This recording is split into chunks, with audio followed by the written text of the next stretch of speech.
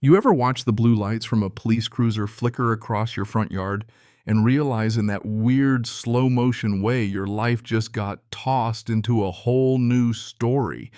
Because that's how it started for us. My sister Emily, sitting in her wheelchair, hands squeezing the armrest like she could hold the whole world together if she just gripped hard enough, and me trying to block the cop's view of the ramp up to our front door. The guy's standing at the base, one hand on his belt, the other jabbing a finger at the aluminum ramp like it's a threat to national security. Remove the ramp now or you're getting cited. And right behind him, three HOA board members, arms folded, one filming us on her phone like we're entertainment. "Officer, the ramp stays," I said. And if my voice shook, I hope it sounded more like resolve than fear. Emily whispered, "Alex, I can't get in the house without the ramp." Which, is just the truth. You'd think that'd matter, right? But the officer lifts his chin, says the HOA made a complaint, says the ramp blocks the neighborhood aesthetic. One of the board guys pipes up with this tight little smile. Rules are rules. And I swear I was ready to say something that'd get me in more trouble. But then a black pickup rumbles to the curb, and both my twin brothers, Jake and Josh, step out like the front line of a parade. Navy SEALs, both not in uniform, but you just know.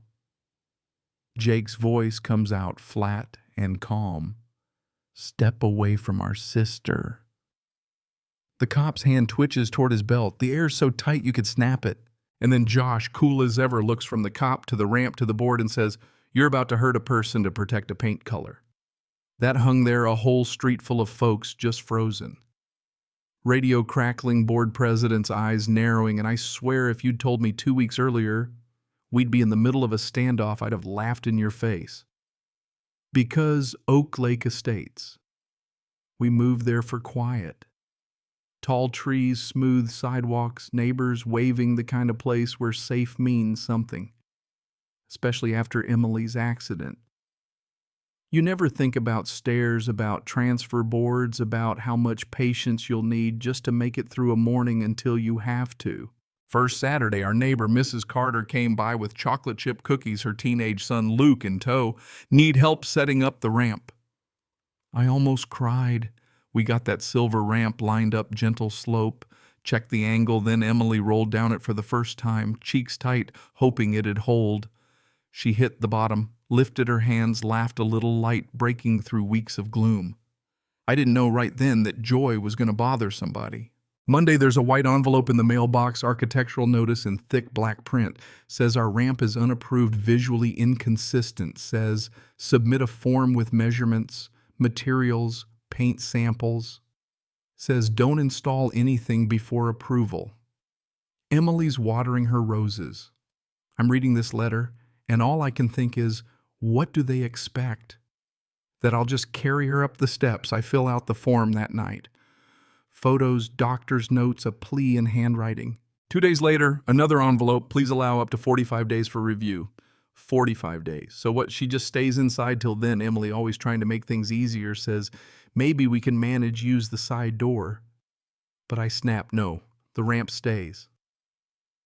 And then next morning, yellow paper taped to the door, violation, $500 a day until the item is removed.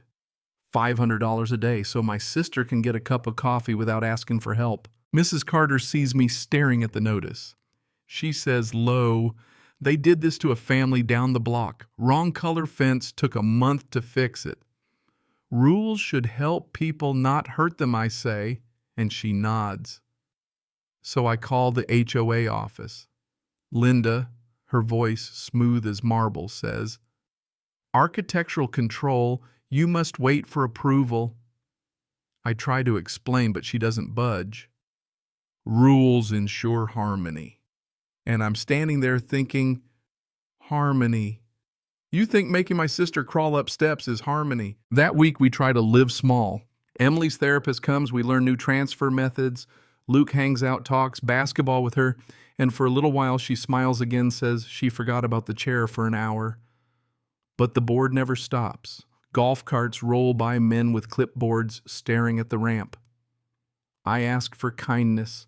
The guy says kindness isn't in the bylaws and drives away. Then out of nowhere, a tow truck rolls up big as a tank. Order to tow driveway equipment violates community view. Van must be moved. This is our driveway. This van is for my sister. The guy shrugs. I go where I'm told, and for the first time I say it out loud. Some people love control more than people. Linda's arms folded tighter than ever. If we allow one exception, everything falls apart. Mrs. Carter. Luke, Mr. Bennett. Angela. They all start showing up, backing us up. You can be the board that chooses compassion, Mrs. Carter says. The officer steps up the ramp. Sir, move aside. No, I say, voice shaking. Charge me if you have to. He grabs my arm. Jake signals. Wait. Josh, calm. Think about your body camera. Think about the story this tells. The click of handcuffs rings louder than a gunshot. Neighbors gasp. Emily cries out. Then suddenly another cop car, an older Sergeant Miller, steps in. He surveys the scene calm but commanding. Let's slow this down. Asks who's primary. Checks on Emily. Tells the officer to take off the cuffs. Says I have authority to keep people safe. Right now, this is not safe. The board's still fuming, but Miller isn't having it. The ramp stays until the board meets. No one touches it. Angela checks the ramp. Luke runs back with a hex key to fix a loose wheel. Neighbors rally. Mr. Bennett says he used to build ramps for the VA, offers to help. Mrs. Carter brings lemonade. For a minute, it feels like we've got a real community. And then the ramp almost gives out right where the bolt cutters bit into the metal. Emily nearly tips over, but Jake and Josh save her hands, steady as stone. But it's not enough for Linda. She stands in front of everyone and says, "This is why we don't allow unauthorized structures. Someone could have been killed. That ramp comes down tonight. The air goes cold." Jake steps right up to her, voice soft but dangerous. "If you touch that ramp, you'll answer to me," she sneers. "Threats don't scare me. It's not a threat. It's a promise of protection," Josh says, and the sergeant puts a stop to it, warns her she'll be arrested for trespassing if she tries anything. But Linda's not done. That night, Oak Lake Estates turns into something out of a spy movie. Neighbors on the lawn, floodlights up, 2 Navy SEALs on guard, Emily watching from the window. Around midnight, a black SUV circles. Then a van pulls up. 3 hooded figures jump out with tools. Jake and Josh move fast, disarm them. Neighbors filming everything. Police show up. And the kicker, one of the men is a board member. Another is a volunteer who handed out violation slips. They get cuffed on the lawn. Linda's car shows up. She gets out, mouth tight. They weren't supposed to get caught. And just like that, the whole street knows this isn't about rules. It's about power. But it doesn't stop. Next morning, the board's lawyer, Cole, shows up with a cease and desist, threatens us with lawsuits, fines, eviction. The neighbors, they start testifying for us. Videos go viral. Disability rights advocates, veterans, strangers all over the country send messages, money, support. But the board doubles down. Compliance officers in suits show up, try to push past Jake and Josh. Emily, quiet but fierce, tells them it's already difficult and I'm still here.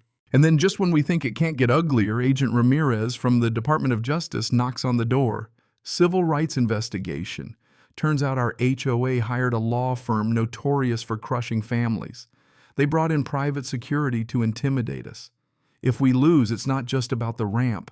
It's about precedent for every family everywhere. That night, hired enforcers show up. Boots, jackets, bolt cutters. Jake and Josh fight them off. The ramp bends, breaks, but neighbors rally, rebuilding it before sunrise. The law firm's new guy, Voss, shows up, promises lawsuits, liens, endless court battles. 7 days that ramp is gone, he says. But we hold the line. The neighbors keep watch. Mrs. Carter bakes pies. Mr. Bennett wires up more lights. Kids chalk hearts on the sidewalk. Emily, braver than all of us, refuses to back down. Her words, "Maybe I'm the strongest one because I'm still here," echo through the street. And then comes the final blow. Utility trucks, more enforcers, chainsaws at 300 a.m. Jake and Josh go toe-to-toe. Neighbors pour out. The ramp is ripped apart, chainsaw chewing through metal. But by then, everyone's filming. Ramirez is already calling in the feds. Police flood the street, arrests all around. Voss's SUV sits at the end of the block watching, but for once, he doesn't smile. By dawn, the ramp's a twisted wreck, but Emily sits on the porch, neighbors crowded around her, and I know, clear as sunrise, they can break the ramp, but they can't break us. Department of Justice files charges. The story explodes nationwide, and our battered ramp becomes a symbol for everyone who's ever been crushed by people who worship control and call it order. Now, I'll tell you, I don't know how it ends. But here's what I do know: in a world where some folks think rules matter more than people, sometimes the only thing that stands between justice and power is a stubborn family, a bent ramp, and a neighborhood that finally remembers what it means to care. So tell me, what would you have done? Would you have let them win, or would you have fought for that last strip of freedom? Because the way I see it, the real question isn't about a ramp or even about the law. It's about who you stand with when the blue lights flash and the rules turn mean. And maybe, just maybe, whether we're willing to fight for kindness even when kindness isn't in the bylaws. If you've ever stared down power with nothing but your backbone and your neighbors at your side, I want to hear your story. Drop a comment, tell me where you stand on justice and if you'd have held that line. Because the war for decency, it's not over yet. Not by a long shot.